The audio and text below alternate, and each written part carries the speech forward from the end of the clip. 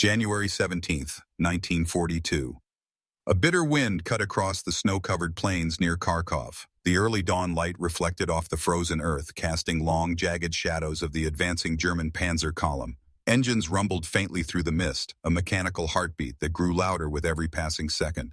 Amid the frost, a lone Soviet gunner crouched behind a ridge, his breath forming icy clouds in the air. His fingers traced the cold steel of the 45mm anti-tank gun, checking sights, adjusting the elevation.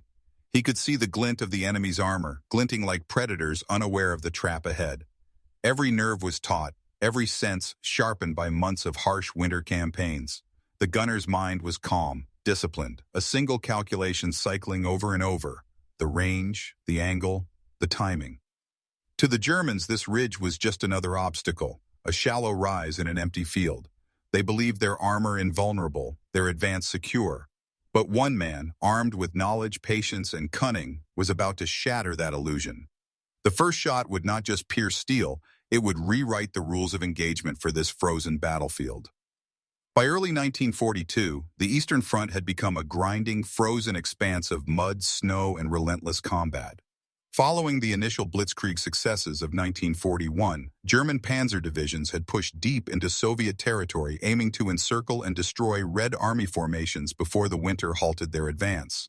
The Soviet forces, battered but unbroken, had learned to adapt quickly, relying on defensive depth, improvised fortifications, and small unit ingenuity. The battle near Kharkov was a microcosm of this larger struggle. German armored units, confident from months of rapid advances, were conducting reconnaissance in force, probing Soviet lines for weaknesses and expecting minimal resistance from a weary opponent. The terrain itself was a challenge. Open fields dotted with low ridges and sparse forests created ideal conditions for tank movement, but also exposed the attackers to concealed artillery and anti-tank positions. Snow obscured tracks and muffled movement, creating an illusion of calm.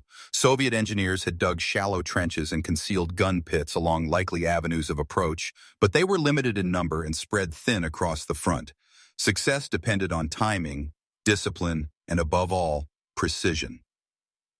The Germans were organized in mixed panzer battalions, combining Panzer III and Panzer IV tanks with mechanized infantry and supporting artillery. Their doctrine emphasized speed, surprise, and firepower.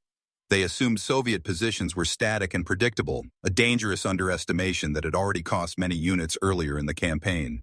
Reconnaissance units scouted ahead using captured intelligence and aerial observation to map Soviet defenses, but snowstorms and the deceptive terrain often rendered reports incomplete or misleading.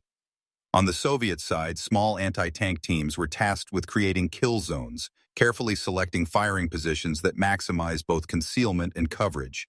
These gunners worked with limited resources: 45mm and 76mm guns, a handful of shells per emplacement, and the bitter knowledge that a single miscalculation could mean death. Winter conditions amplified every challenge. Metal froze, lubricants thickened, and every calculation, from range to windage, required extreme care. Training was rigorous. Soviet gunners drilled relentlessly in camouflage, rapid sight adjustment, and cold weather firing techniques. Morale among the defenders was fragile but resolute. Soldiers knew the Panzer advance carried not just the threat of death, but the potential collapse of entire units. Yet this tension produced ingenuity. Commander Zenko encouraged improvisation and rewarded initiative. Every gunner, every observer, understood the importance of one perfect shot. Even a single well-placed round could disable multiple tanks, create confusion, and halt an entire advance. The stage for deception was set not by grand armies alone, but by attention to detail: the way a gun pit was dug, the placement of dummy guns, the careful positioning of logs and snow to suggest empty ground. To the German commanders, these were minor obstacles, inconsequential in their larger operational plan. They trusted in range tables, in armored superiority, in the rigid doctrines that had carried them through Poland, France, and the initial months of the Soviet campaign. What they could not anticipate was the mind behind the steel, an individual capable of bending physics, psychology, and expectation to his will. As dawn deepened, the Panzers approached, engines humming with confidence, unaware that one hidden gunner had already calculated every possible trajectory, every conceivable enemy response. This was no ordinary engagement. It was a duel of perception versus reality, Steel versus ingenuity, and the first strike would not only challenge the German assumption of invincibility but also redefine the lethal potential of a single gunner on a frozen battlefield. The tension in the air was almost tangible. Visibility was poor, sound carried oddly across the snow, and the Germans, convinced of the safety of the ridge, were moving into the zone where one man's precision would decide their fate. The conditions, the history, the human element all converged to create a moment where preparation and deception could triumph over overwhelming force. The next step for this story was the human, tactical, and technological angles that made this ambush possible. The ridge where the Soviet gunner was positioned seemed innocuous to the Germans, a gentle rise in an otherwise flat expanse of snow. To anyone unfamiliar with winter warfare, it appeared harmless. But for artillery and anti-tank gunners, every hill, hollow, and tree line was a potential weapon. Calculating effective range in these conditions required not only knowledge of one's own gun, but an acute understanding of the terrain, snow cover, and the angle of approach. A 45mm gun, like the one manned by our protagonist, could penetrate light armor at moderate distances, but only if aimed precisely. Even a slight misjudgment of distance or angle could allow a Panzer's sloped armor to shrug off a round. Winter conditions added layers of complexity. The cold altered powder performance, slowed recoil mechanisms, and reduced visibility. Snow reflected light into gun sights, creating illusions of distance. Sound traveled differently over frozen ground, sometimes masking the approach of engines until they were dangerously close. Most gunners were trained to account for these variables, but experience in extreme cold was rare. This gunner, however, had spent weeks observing enemy patrols, noting the way their vehicles rolled across ridges, how their tracks sank into snowdrifts, and how the crews responded to cover. Every calculation would now be put to the ultimate test. German tank crews, in contrast, were operating under a different set of assumptions. Their doctrine emphasized speed, armor, and firepower. Panzer III and Panzer IV units were confident against light and medium defenses, and their commanders expected Soviet guns to be positioned at standard distances, often 400 to 800 meters from likely avenues of approach. They rarely anticipated deviations, much less deception. Overconfidence was compounded by routine. Months of victories against entrenched forces had taught German crews to trust their instruments, their maps, and their own mobility. To them, a ridge in the snow was merely a minor obstacle, a natural fight, easier to cross without worry. Range estimation was a science and a gamble. Anti-tank gunners used optical sights calibrated for different ranges and adjusted for target speed, wind, and incline. Misjudgment could be fatal. In this engagement, the gunner deliberately created a false sense of distance.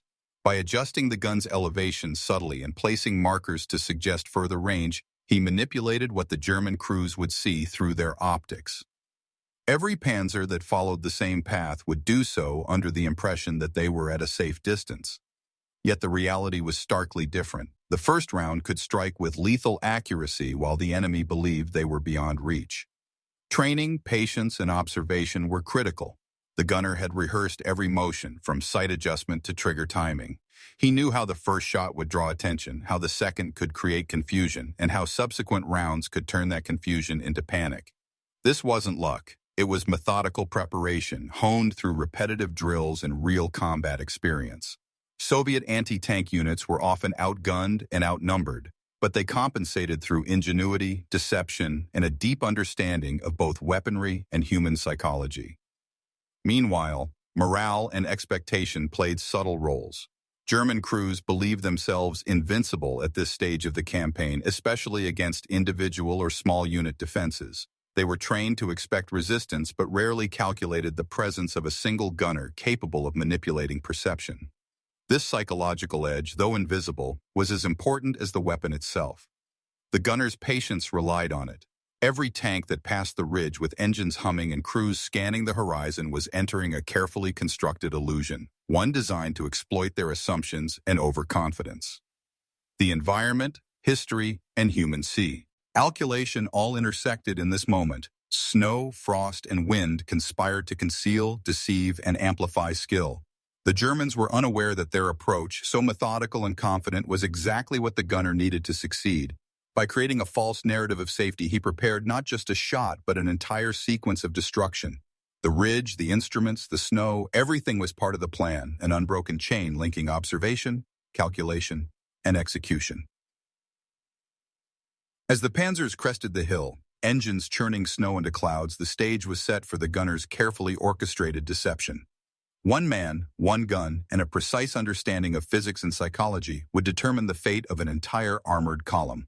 The moment of truth was approaching, and with it, the angles that reveal not just the mechanics of war, but the human, tactical, and technological forces behind a single deadly engagement.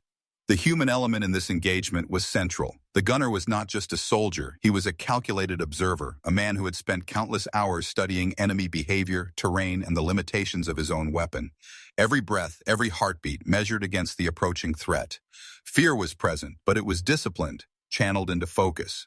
He understood that hesitation would mean death, not only for himself but for those relying on his precision. In this way, the gunner embodied the quiet heroism of countless individuals whose skill, patience, and courage shaped battles in ways armies often overlooked. From a tactical perspective, the placement of the gun was genius in its simplicity.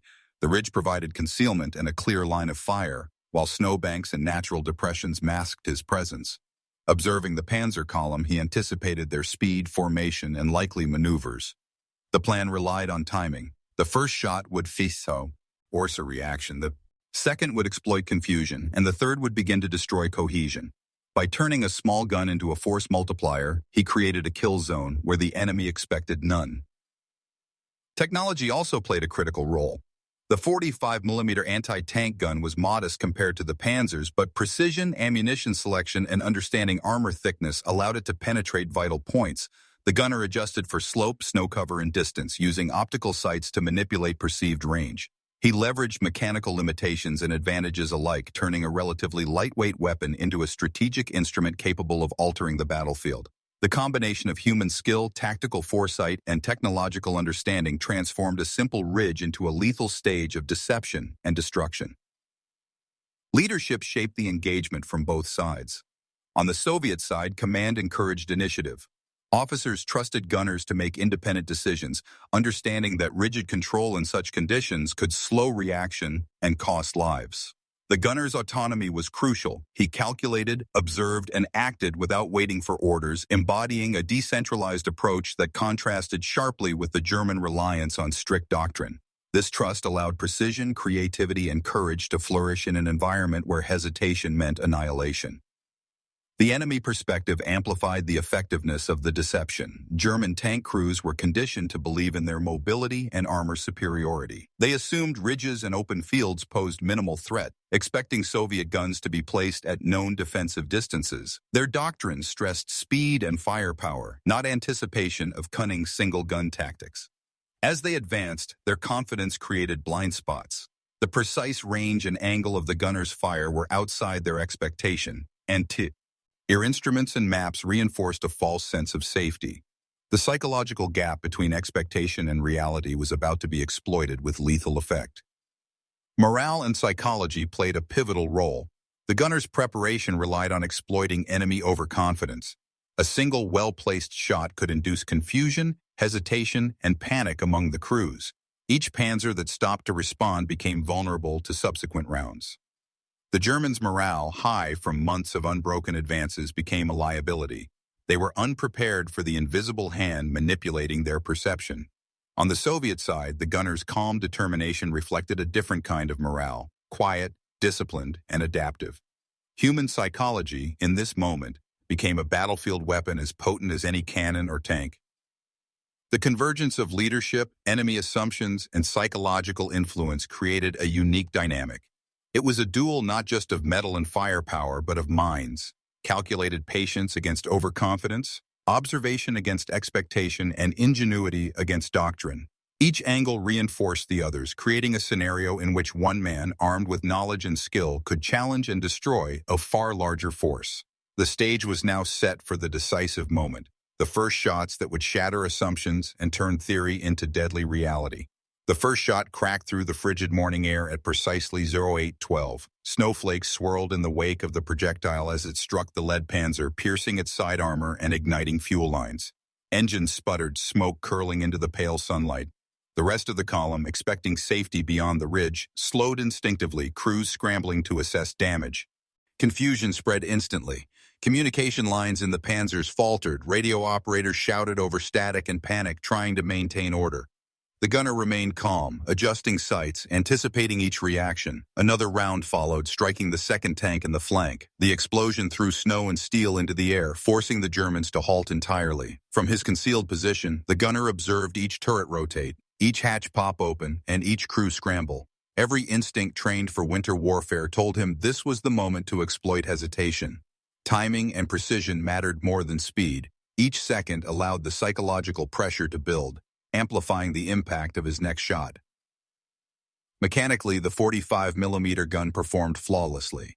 Recoil was absorbed by the carefully dug pit, and ammunition was selected for maximum penetration. The cold that could have hindered lesser gunners worked in his favor, slowing enemy movement and dulling their responsiveness. Panzer crews, now realizing they were under fire earlier than expected, attempted to maneuver. Snow-covered ground hampered their response, reducing traction and throwing off angle calculations. By 08:18, the first 3 tanks of the column were destroyed or disabled. German officers, witnessing the sudden collapse of their vanguard, ordered a halt and attempted to reorganize. The gunner, however, had already recalculated range and angle for the trailing vehicles. Each shot would now not only destroy armor but reinforce the illusion of a larger concealed force. What began as a single precise strike was evolving into a cascading series of tactical victories where perception itself became as lethal as steel. As the Panzer column attempted to regroup, the gunners' methodical pace intensified the chaos. By 08:22, trailing vehicles moved into the kill zone, convinced they were approaching at a safe distance. Each round struck with devastating accuracy. Flanks pierced, tracks shredded, fuel ignited. The snow erupted in columns of smoke and fire, masking the gunners' exact location. German crews, disoriented by unexpected losses, began overcompensating with evasive maneuvers, unknowingly steering into further danger. The command structure faltered. Orders clashed with reality. Battalion commanders could not reconcile their doctrine with what was unfolding. Confidence eroded with each destroyed tank. Some crews attempted to return fire, but visibility was poor, targets indistinct, and the gunner's concealed position invisible among snowbanks and ridges. The psychological impact was as effective as the physical destruction. Panic and hesitation rippled through the column. Every hesitation allowed the gunner to reposition slightly, to adjust for the next line of approaching vehicles. By 8:30, nearly half the advancing Panzers were destroyed or immobilized. Smoke and burning steel transformed the ridge into a deadly tableau, one man's orchestration against dozens of armored vehicles. The German advance, once confident and relentless, had halted completely. Observers later noted that the gunner's choice of elevation, concealment, and timing created the illusion of multiple firing positions. Enemy crews reported seeing shadows, movements, and flashes that did not exist, reinforcing the belief that they were trapped in a larger ambush. The final round sealed the outcome. By 08:38, the remaining tanks withdrew under fire, their cohesion shattered. One man armed with calculation, patience, and mastery of both. Terrain and technology had transformed a routine advance into a catastrophic loss for the enemy. The ridge, once a minor feature in the snow, had become the stage for a lesson in deception, skill, and tactical genius.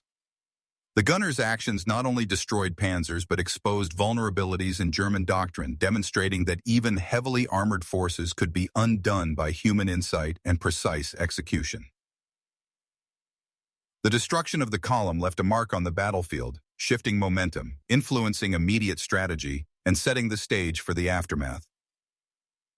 The immediate aftermath of the engagement was stark. The ridge, once silent under a pale winter sky, now lay littered with burning Panzers, twisted metal, and the black smoke of destroyed fuel. German losses were significant for a single ambush. Reports later confirmed at least 6 tanks destroyed and several more immobilized. The surviving crews, shaken by the precision and speed of the attack, retreated in disarray, abandoning vehicles and equipment. Commanders struggled to piece together what had occurred. German officers noted the unexpected accuracy, the apparent coordination, and the way an entire column had been stalled by what they assumed was a minor position. For a brief moment, the psychological impact outweighed the material loss, shaking confidence in their assumptions of invulnerability. On the Soviet side, the gunners' success was quickly recognized. Officers and comrades alike documented the event as an example of effective use of terrain, observation, and technical skill. War diaries emphasized the combination of patience and initiative that had allowed one man to influence the course of the encounter. The destruction of the Panzer column not only protected the immediate sector but also sent a message. Even in the face of superior armored forces, calculated preparation and tactical deception (COs) would turn the tide. Logistically, the Germans had to reroute forces and call for reinforcements. Engineers worked to recover or destroy immobilized tanks, while infantry moved cautiously to avoid further ambushes. Meanwhile, Soviet units strengthened anti-tank positions along similar ridges, learning from the effectiveness of one precise, well-executed plan. This single engagement demonstrated the high stakes of small unit encounters on the Eastern Front and the capacity for individual soldiers to impact operational outcomes. Morale shifts were evident. German confidence was shaken, and fear of concealed positions began to affect subsequent advances. Soviet troops, witnessing the results, felt renewed belief in their ability to resist even the most formidable armored assaults. The winter battlefield, harsh and unforgiving, had rewarded careful calculation, discipline, and human ingenuity. Yet the story was far from complete. The tactical shock created by this ridge would influence the broader operational strategy and the planning of future engagements. The broader consequences of the ambush became clear in the days that followed. German forces, having lost tanks, ammunition, and precious momentum, were forced to reassess their advance. Reports filed by Panzer battalion commanders highlighted the vulnerability of units moving too quickly without thorough reconnaissance. One officer later noted in his diary, "A single emplacement, unseen and perfectly aimed, destroyed what we assumed would be an unchallenged column. Our doctrine failed us today." The psychological shock extended beyond the battlefield, influencing planning meetings and forcing a temporary slowdown in operations along this sector. Soviet High Command analyzed the engagement carefully. It was praised as a textbook example of range deception and small unit effectiveness. Commanders studied the techniques employed: deliberate misplacement of site markers, calculated elevation adjustments, and camouflage that exploited environmental conditions. The engagement became part of training discussions for other anti-tank units, emphasizing observation, patience, and the human factor in warfare. One individual's actions illustrated how ingenuity could offset technological or numerical disadvantages.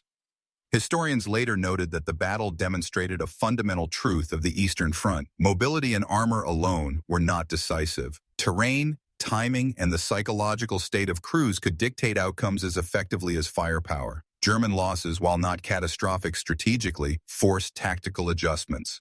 Reconnaissance protocols were revised, columns approached with greater caution, and commanders began to respect the potential of small, hidden Soviet positions. For the soldiers on both sides, the ambush left lasting impressions.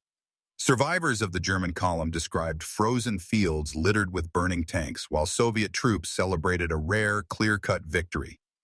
Newspapers and war reports recorded the incident as a symbolic testament to courage, skill, and precision under pressure. In this instance, one gunner's calm, methodical approach reshaped an engagement, proving that the combination of intelligence, training, and tactical deception could alter not only the outcome of a battle but the conduct of armies. The ridge, scarred by steel and fire, became more than a physical feature. It was a lesson in human ingenuity, a turning point for doctrine, and a testament to the lethal potential of a single calculated mind.